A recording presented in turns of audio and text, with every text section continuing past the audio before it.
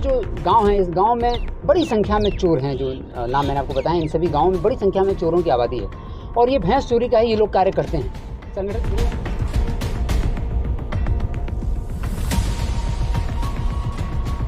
लोग यहाँ पर आए, पूरे 32 लोग यहाँ पर थे और ट्रक और पिकअप वगैरह लेके आए हुए थे। इन 30-32 लोगों में से जो कुख्यात 10 थे उनको हम लोगों ने आइडेंटिफाई किया था और अपनी SIT को 10 अपराधी का एक लक्ष्य दिया गया था। आज करीब 5 दिन हो रहे हैं और हम लोगों ने उन 10 जो कुख्यात थे उनमें से 4 को गिरफ्तार कर लिया है। फिलहाल वो सभी पूरे परिवार के साथ एक तरीके से लापता हैं। हमारी कुछ गोपनीय और खुफिया टीमें निकली हुई हैं जो कि न सिर्फ राज्य बल्कि देश के अन्य भागों में भी निकली हुई हैं, लगातार इन अपराधियों का पीछा कर रही हैं और हमारे अगले 7 दिनों के अंदर ये इंश्योर किया जाएगा कि हमारे वीरगति प्राप्त नंदकिशोर यादव जी हैं उनको परोपकारी कोष शहीद सम्मान का लाभ मिलना है, अनुग्रह अनुदान 10 लाख का सरकार की तरफ से दिया जाता है वो मिलना है, NPS से इनको लाभ मिलना है, विशेष पारिवारिक पेंशन जो है मृतक कर्मी के सेवानिवृत्त अवधि तक हम लोग देते हैं वो मिलेगी और इनके आश्रित जो है, इनकी पत्नी है, उनको अनुकंपा के आधार पर नियुक्ति देने का कार्य करना है, उपादान का लाभ देना है, GIS का लाभ देना है। तो इनके जितने भी पेंशनरी बेनिफिट्स होते हैं उस सब के लिए भी हम लोगों ने कागजी वर्क अभी तैयार कर लिया है। 1 हफ्ते के अंदर लक्ष्य रखा है कि इनको ये सारा एक दुर्भाग्यपूर्ण घटना घटित हुई थी। समस्तीपुर पुलिस के मोहनपुर OP प्रभारी नंदकिशोर यादव जी एक रेड में बाहर निकले हुए थे। उनको सूचना मिली थी और वो अभी अपराधियों के विरुद्ध, चोरों के विरुद्ध छापेमारी करने निकले थे और अपराधियों से, चोरों से उनकी एक साहसिक मुठभेड़ हुई जिसमें वो वीरगति को प्राप्त हुए थे। आप सभी लोगों को पहले अवगत करा दिया गया था। उनकी वीरगति के पश्चात तुरंत इसमें FIR दर्ज की गई और जो भी हम लोगों का राजकीय सम्मान के साथ आगे कार्यक्रम होना था वो किया गया और फिर FIR दर्ज कर करके इस घटना का खुलासा और इसके लिए 3 टीम बनाई गई थी। 3 SIT गठित की गई थी, SDPO दलसिंह सराय, SDPO सदर, SDPO पटोरी के नेतृत्व में और एक बेनिफिट्स के लिए DSP हेडक्वार्टर के नेतृत्व में 3 टीम हम लोगों ने बनाई थी जो कि इस पूरे घटनाक्रम का उद्भेदन और परिवार को जो त्वरित न्याय, त्वरित बेनिफिट मिल रहे हैं उसके लिए कार्य कर रही थी और इस पूरे गैंग को हम लोगों को समझना था।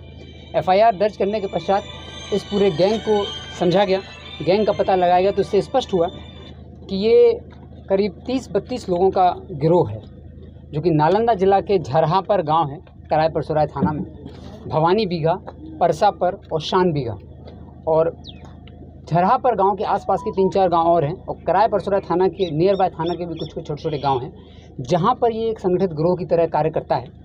और इसके शुरुआत में हम लोगों को 1 या 2 अपराधियों के बारे में जानकारी थी। चूँकि SHO मोहनपुर OP स्वर्गीय नंदकिशोर यादव जी स्वयं इसमें कार्य कर रहे थे और उनके द्वारा भी 1-2 चोरों का पता लगाया गया था। फिर हम लोगों ने SIT ने पूरे इस गैंग को पता लगाने का प्रयास किया तो स्पष्ट हुआ कि ये 30-32 लोगों का एक गिरोह है जो इस तरीके से कार्य करता है। तो सबसे पहले इनको चिन्हित करने की कार्रवाई की गई और उससे स्पष्ट हुआ कि 4-5 गाँव हैं जिसके लोग हैं और ये लगातार भैंस चोरी का कार्य करते हैं। इन 30-32 लोगों में से जो कुख्यात 10 थे उनको हम लोगों ने आइडेंटिफाई किया था और अपनी SIT को 10 अपराधी का एक लक्ष्य दिया गया था। आज करीब 5 दिन हो रहे हैं और हम लोगों ने उन 10 जो कुख्यात थे उनमें से 4 को गिरफ्तार कर लिया है। इन चारों के साथ जो घटना में ट्रक लेकर के लोग आए थे चोरी करने के लिए, वो ट्रक बरामद किया गया, पिकअप ऑलरेडी बरामद हो गया था। हथियार, जो 2 हथियार इस घटना में इस्तेमाल हुए थे उसमें से 1 हथियार बरामद कर लिया गया है। 4 लोगों की गिरफ्तारी हो गई है। अन्य 6 जो हैं उसमें से 4 जो हमारे टॉप टारगेट हैं अभी, उन चारों को भी हम लोगों ने टारगेट पर रखा हुआ है। फिलहाल वो सभी पूरे परिवार के साथ एक तरीके से लापता हैं।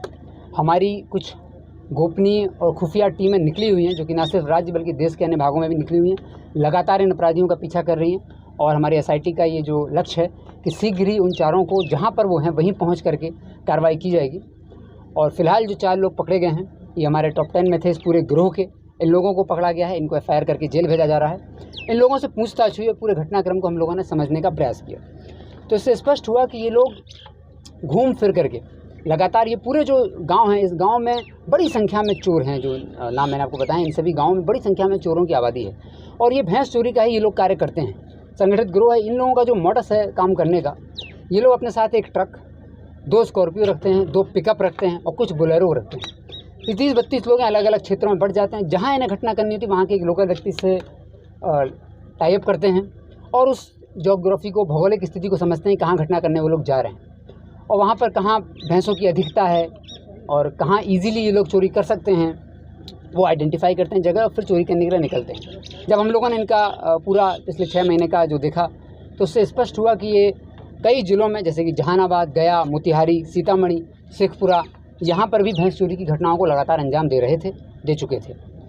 9 तारीख को ये लोग पहली बार समस्तीपुर आए थे। इन्होंने मोदी नगर थाना क्षेत्र का एक व्यक्ति है, लोकल लाइनर है, उससे इन्होंने संपर्क किया था। वो इनके गैंग में ही बहुत पहले शामिल हो चुका है, वो भी नालंदा में शिफ्ट हो गया है, लेकिन उससे इन लोगों ने संपर्क किया।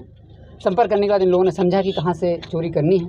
उसकी लाइनिंग लेने के बाद ये लोग 9 तारीख को पहली बार 9-10 की रात में पहली बार समस्तीपुर आए और भैंस चोरी घटना की। फिर 10-11 को फिर ये गैंग आया, फिर घटना की। 11-12 को भी आया था, फिर घटना की। और उसके बाद 14-15 की रात में आया था। तो जिस दिन घटना हुई उसके पहले 3 दिन तक लगातार इन लोगों ने चोरी की थी। उसी में से एक दिन जब चोरी हुई थी तो मोहनपुर के प्रभारी स्वर्गीय नंदकिशोर यादव जी को पता चल गया था कि ये कौन सा गैंग है, और तो पीछे कार्य कर रहे थे। और फिर ये पूरी घटना घटित हुई थी। जब इन लोगों से हम लोगों ने और पूछा तो स्पष्ट हुआ कि ये लोग साथ में अपनी जो पूरा 32 लोगों का गिरोह है, तो 3-4 तरह की गाड़ियाँ लेके चलते हैं। करीब घटना जिस दिन इन्हें करनी होती है तो शाम के 8 बजे के आसपास ही उस जगह पहुँच जाते हैं। ट्रक को किसी रेत के बालू के टीले के आसपास पार्क कर देते हैं जहाँ लोगों को चोरी करनी होती है, और वहाँ फिर ये लोग निकल जाते हैं। इनका जो रेकी का गिरोह है, जो इनको रेकी करता है, वो स्कॉर्पियो से पहले आ जाता है और वो स्कॉर्पियो बोलेरो से पूरे क्षेत्र में घूम लेते हैं और रेकी कर लेते हैं कहाँ इन लोगों को करना है। और घटना करने के लिए लोग पूरी प्लानिंग करने के बाद पिकअप में खुद चढ़ जाते हैं और जो ट्रक रहता है उसको बालू के टीले के पास खड़ा करते हैं। बालू पर भैंस को चढ़ा देते हैं और उससे मिट्टी के ठेले से चढ़ा करके भैंस को, सारी भैंसों को जो है वो अपने ट्रक में चढ़ा करके ट्रांसपोर्ट करके भेज देते हैं, और स्वयं पिकअप में शामिल होकर और अन्य वाहनों में जो बोलेरो स्कॉर्पियो लाते हैं उसके थ्रू ये लोग रश कर जाते हैं। तो लगातार इन लोगों ने 3 घटना की थी। उस रात के बारे में और उसके पहले के बारे में इनसे पूछताछ तो स्पष्ट हुआ कि ये लोग जब आए थे तो इन लोगों ने 9-10, 10-11, 11-12 की रात में घटना की। 13-14 की रात में भी ये लोग यहाँ पर आए। पूरे 32 लोग यहाँ पर थे और ट्रक और पिकअप वगैरह लेके आए हुए थे। जब ये लोग यहाँ पर पहुँचे तो इन लोगों ने जहाँ घटना करनी थी वहाँ पर अटेम्प्ट लिया।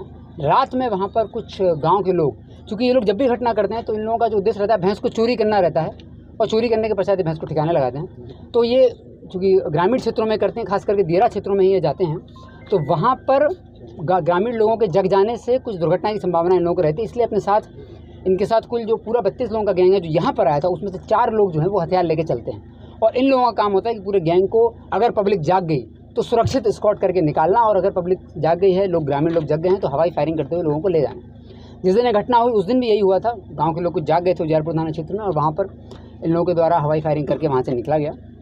SHO को सूचना मिली थी, और जब SHO मोहनपुर OP के स्वर्गीय नंदकिशोर यादव जी लगातार पीछे इन लोग कर रहे थे, वो घटनास्थल पर जब इनको सूचना मिली तो वो आए यहाँ पर। और जो इन लोगों से पूछताछ हुई, जो यहाँ पर घटनास्थल पे हम लोग इनसे पूछताछ किए हैं, उससे स्पष्ट हुआ कि SHO मोहनपुर OP ने जो चोर थे, चोरों के गिरोह का, उसकी संख्या का आकलन उन्होंने ठीक से नहीं कर पाया था। उनको लगा कि कम संख्या में चोर हैं, और जब घटनास्थल पर वो आ गए, ज़्यादा संख्या में चोर थे, तो इनके द्वारा 2 चोरों को बहुत ही साहसिक तरीके से अपनी पकड़ में ले लिया गया था। इन लोगों के द्वारा बहुत छुड़ाने का प्रयास किया गया, लेकिन फिर भी जब वो चोरों को नहीं छोड़ रहे थे तब इनके द्वारा, चोरों के द्वारा फायरिंग की गई, और हवाई फायरिंग भी की गई थी। जो एक खोखा भी हम लोगों को बरामद हुआ था। हवाई फायरिंग के माध्यम से डराने का भी प्रयास हुआ, फिर भी उन्होंने नहीं छोड़ा। तब जाकर इन्होंने वो हथियार फायर किया था, जो सिर में गोली लगी थी, जिससे उनकी डेथ हो